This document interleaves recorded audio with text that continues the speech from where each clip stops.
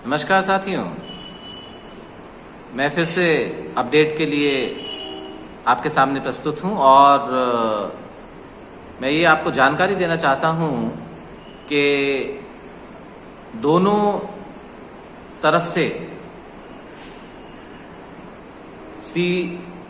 इसी मीटिंग बुलाई गई है और प्रशासन ने सभी छुट्टियां वगैरह रद्द की हैं। शायद आगे भी वो इस तरह के कोऑपरेशन के मूड में नहीं हैं। मैं आपको बता देना चाहता हूं कि प्रशासन ने चिट्ठी लिख के ये पूछा है कि आपने अध्यक्ष को क्यों निकाला और उनसे पूछा है कि आपने महामंत्री को क्यों निकाला। तो दोनों तरफ प्रशासन ने चिट्ठी दी है। जो अभी तक के उन्होंने पेपर्स देखे और दोनों तरफ से जिस तरह से दलीलें पेश की गई, तो फिलहाल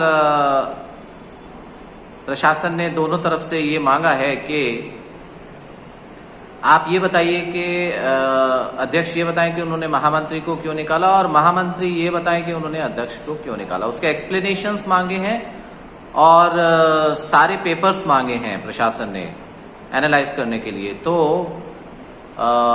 यहाँ आने से पहले सारे पेपर्स प्रशासन को दे दिए गए हैं। उनको ये भी बताया गया है कि ये सेंट्रल गवर्नमेंट एम्प्लॉय हैं और डेपुटेशन पे हैं और डेपुटेशन में ये क्लॉज है कि अगर कोई सेंट्रल गवर्नमेंट एम्प्लॉय इस तरह के घपले करता है या किसी ऐसी एक्टिविटी में संदिग्ध पाया जाता है या उसके ऊपर किसी तरह की कोई पुलिस इंक्वायरी या केस रजिस्टर्ड है, तो उसका डेपुटेशन प्रशासन तुरंत निरस्त कर सकता है।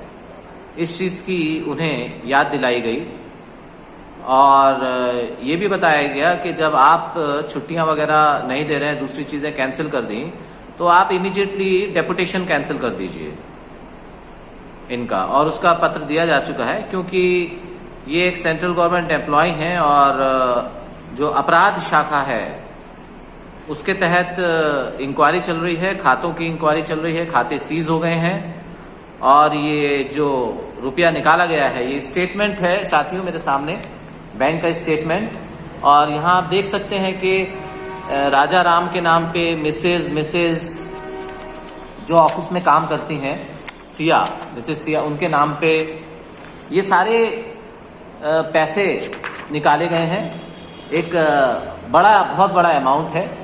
ये पूरा जो बैंक का स्टेटमेंट है और पिछले 20 दिनों की बात कर रहा हूं मैं, और अभी पिछले साल का ऑडिट वगैरह करेंगे तो समझ में आएगा, लेकिन पिछले 20 दिनों में कम से कम 75 लाख रुपया निकल चुका है।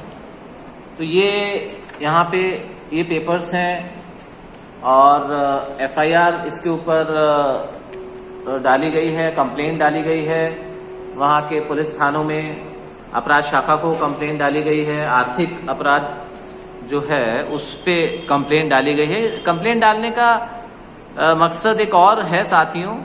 चलिए ठीक है, लड़ाई तो चल रही है, लोग बोलेंगे ठीक है आपकी लड़ाई चल रही है तो आपने ये किया फलाना ढंगाका, लेकिन इससे एक फायदा हुआ। एक तो जो बाकी का पैसा था, अकाउंट्स इमीडिएटली बंद होने से, बंद यानी उसको ना कोई निकाल सकता है ना डाल सकता है। तो इस सिचुएशन में आने से आपके जो बाकी के पैसे थे लगभग 16 लाख रुपए वो बच गए हैं, लेकिन पिछले 20 दिनों में 75 लाख रुपए निकाल लिए गए हैं। और जब इसके बारे में पूछा गया तो उन्होंने बोला ये बैग के लिए निकाले, लेकिन मैंने जैसे पहले भी कहा था कि बैग को देना था तो उसकी कंपनी को सीधा देना चाहिए था ना चेक। ये क्या कि राजा राम जो ताला खोलता है, ऑफिस का ताला खोलता है, पीयून है, उसने बेचारे ने कभी इतने पैसे देखे भी नहीं होंगे, तो 10-10 लाख रुपए 8-8 लाख रुपए अब उसके अकाउंट में डाल रहे हैं, फिर निकाल रहे हैं। मतलब ये समझ में नहीं आया, कुछ बिल्कुल अनएक्सेप्टेबल है। और वो जो लेडी काम करती है वहीं ऑफिस में, उसके अकाउंट में आप डाल रहे हैं, निकाल रहे हैं, वो रहती भी आपने उसको ब्रांच ऑफिस में रखा हुआ है। ये सब चीजें देखिए साहब, आप लोग जो जा रहे हैं वो जाएं सागर, लेकिन मैं आपसे फिर कहूंगा कि ये बहुत ज्यादा हो गया है, बहुत अनैतिक है।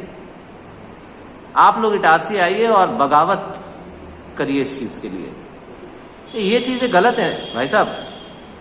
आप लोगों को ये नौटंकी बाजों से, देखिए आपको उनको ऐसा लग रहा होगा कि मैं एक्टिंग कर रहा हूं। एक्टिंग क्या कर रहा हूं? मेरे पास पेपर पड़े हुए हैं,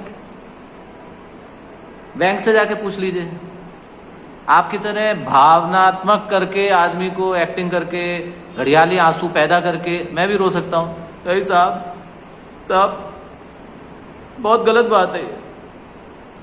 अन्याय नहीं होना चाहिए हमारे कर्मचारियों के साथ। ये क्या है ये? आप 1 मिनट में एक्टिंग करनी चालू कर देते हैं।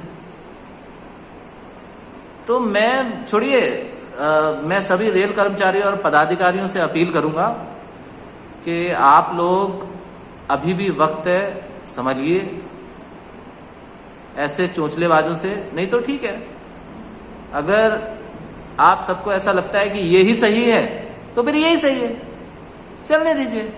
हमें क्या फर्क पड़ता है? ना हम यहां से सैलरी लेते हैं, ना साहब यहां से पैसा खाते हैं। फर्क पड़ेगा तो आप लोगों को फर्क पड़ेगा जब बाद में आपको पता चलेगा असलियत क्या है। और इनके तो अच्छे दिन आ ही रहे हैं।